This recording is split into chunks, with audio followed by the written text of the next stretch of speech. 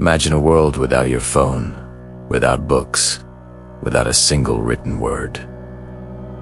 How would you remember anything? How would you prove you own your home, or even know what day it is? For hundreds of thousands of years, this was reality. Humanity lived in a world of pure memory, a fragile existence where knowledge was as fleeting as a spoken word. Before the first letter was ever scratched into clay, our entire history, our laws, our stories, and our understanding of the world were locked inside the minds of our elders.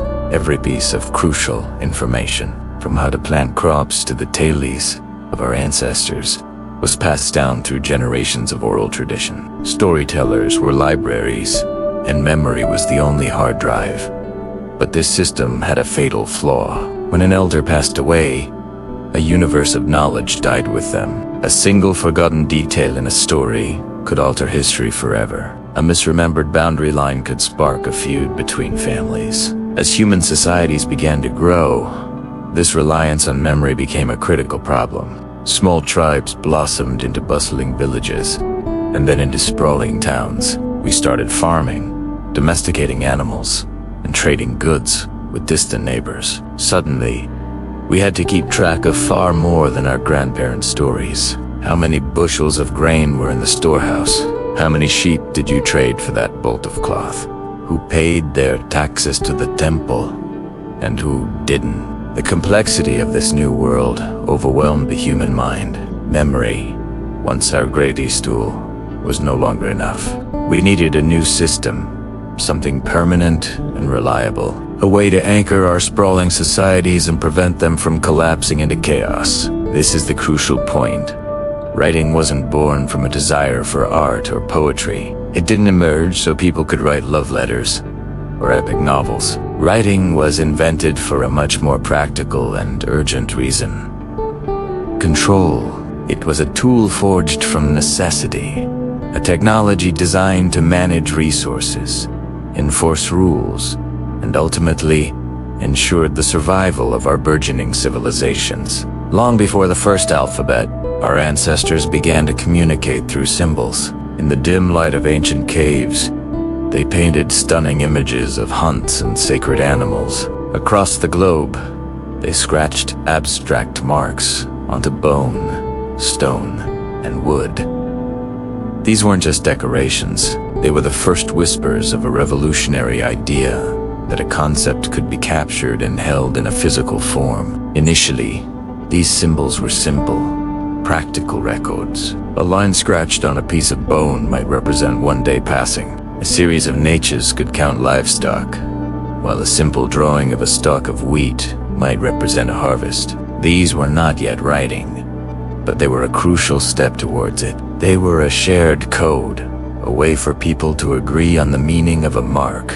The cave paintings, once seen as purely artistic, slowly evolved. The images became more standardized, more abstract, moving from a literal depiction of a bull to a simplified symbol that everyone in the tribe recognized asterisk as asterisk a bull. This was the bridge from art to information, the true breakthrough.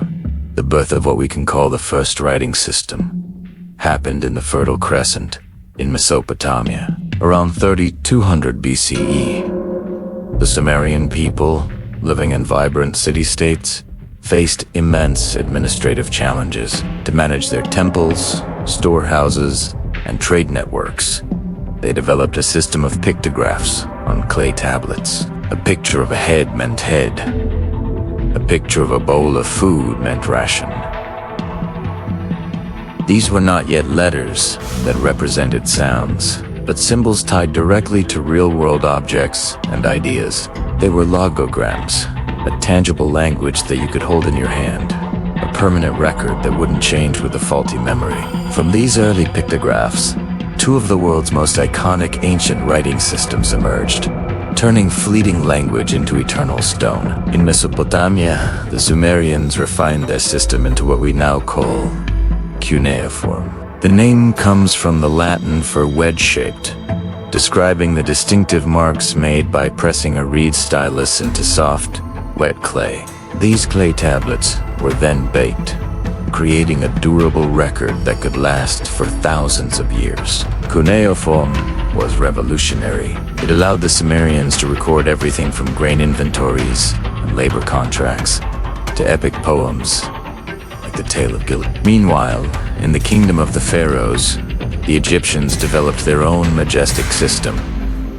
Hieroglyphs. This sacred carving was an intricate and beautiful script, chiseled onto the walls of massive temples, painted inside tombs, and inscribed on papyrus scrolls. Unlike the purely administrative origins of cuneiform, hieroglyphs were deeply intertwined with religion, power, and the afterlife. They recorded the deeds of pharaohs, spells to guide the dead, and the celestial movements that dictated their calendar. With the rise of these complex systems, a new and powerful class of people emerged. The scribe. Becoming a scribe required years of grueling education. They were the elite few who could master the hundreds, or even thousands, of complex symbols. In a world where over 99% of the population was illiterate, the ability to read and write was a superpower. Scribes were the gatekeepers of knowledge, the architects of bureaucracy, and the right hands of kings and priests. The power to write was rare, and because it was rare, it was incredibly valuable. It was the key to wealth, influence, and a status that elevated a person above the common farmer or soldier. The invention of writing didn't just document civilization, it actively created it. It was the operating system for empire and the blueprint for society. For the first time in human history, laws could be written down, made permanent, and applied equally to everyone. The Code of Hammurabi, one of the earliest and most complete legal codes, was carved onto a massive stone stele for all to see. It wasn't just a king's whim anymore. It was the law, recorded and unchangeable.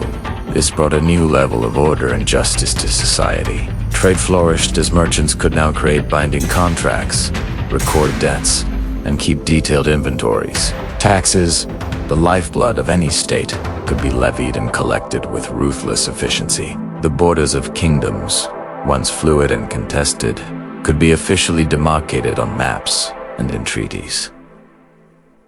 History itself was transformed.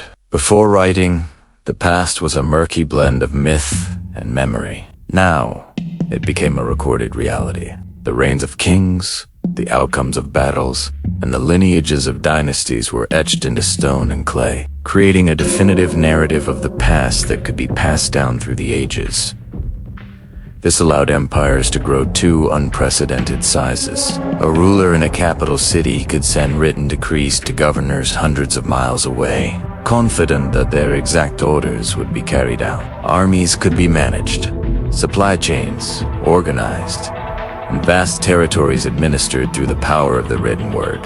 In essence, writing fundamentally changed the nature of power. It was no longer solely about physical strength or the charisma of a leader. Power shifted to those who controlled information, to the administrators, the scribes, the record keepers. It became about administrative intelligence, the ability to organize and command a complex society through a system of symbols. Beyond the immediate needs of control and administration, writing gave humanity its most profound and hidden gift: a conversation with the future.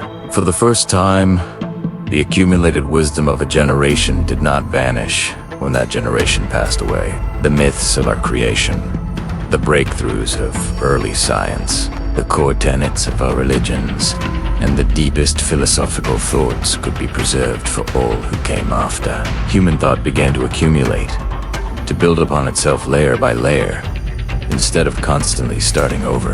A scholar in Alexandria could read and critique the work of a philosopher who had lived in Athens centuries earlier. This accumulation of knowledge was the catalyst for all subsequent intellectual progress. Writing laid the very foundation for formal education. It created the need for schools to train scribes and libraries to house the growing collections of tablets and scrolls. Knowledge, once held only by a few elders, could now be centralized, organized, and disseminated on a scale never before imagined. Every single aspect of our modern world is a direct descendant of that moment when a Sumerian scribe first pressed a reed into wet clay. Every book on your shelf, every line of code that runs your computer, every word you read on this screen exists because of this ancient innovation. The ability to transmit complex information across time and space is the single most powerful technology humans have ever invented. And so, it becomes clear that writing did not simply record history. It was the force that made history possible.